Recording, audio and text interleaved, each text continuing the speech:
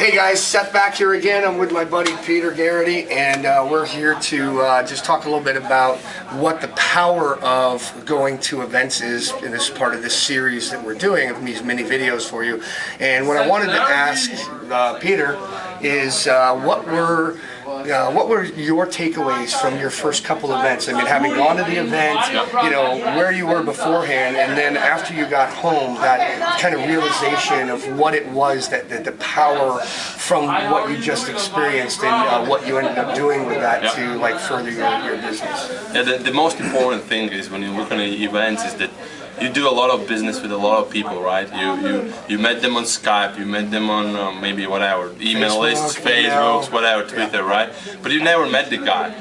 And when you met, you build that connection which just lasts forever. You know, it's just about a couple of key relationships. And usually when you go to events, you set a goal to build a couple of key relationships, not like meet everybody and shake hands with everybody, right? But you build strong relationship that will just, I know for sure that after this event I probably will have I have relationships that will be 7-figure business for me.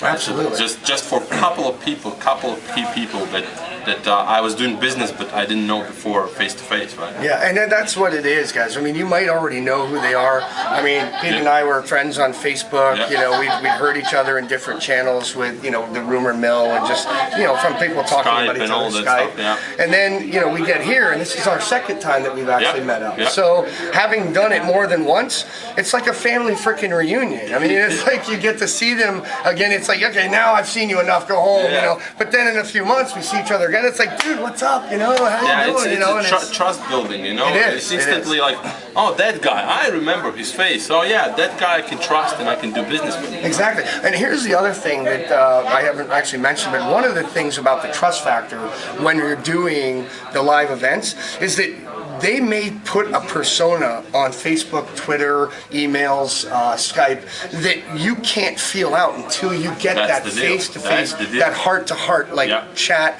that over the beer at the bar.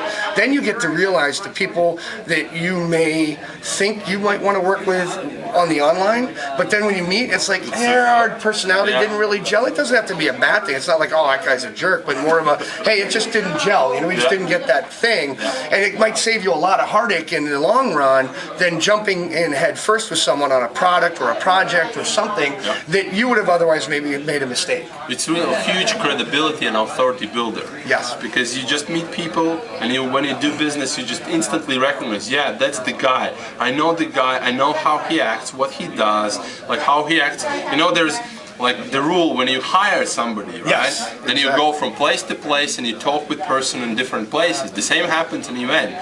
You see in the event how the person reacts in a room where other speakers speak. How he reacts with other people. Yeah, then you see how it reacts in a bar, right? Does he get drunk and stupid? You know, I mean, I don't mean fun stupid, I mean just like making an ass of himself. Because that's a big telltale sign. I mean, a lot of people, I know I keep an eye on the guy who's making a total fool of himself at the bar. I'm usually the guy when I'm doing it in a funny way and everyone laughs, whereas like it's one thing to be laughed with, it's another thing to be laughed at. And the guy becomes rude. So you don't realize that maybe after he becomes rude to his customers, right? That's exactly right. And then if that's your customer, because you do a promotion and it gets on his list, but it still came from you, because like, oh man, I bought this product from John, and you know, I love you, but this guy's a jerk. How could you have ever done this promotion with him? And you're like, oh man, what did I do now? You know. And the other thing, the final thing I want to say, that when you promote something, right? When you meet those people, you instantly know what kind of value they provide.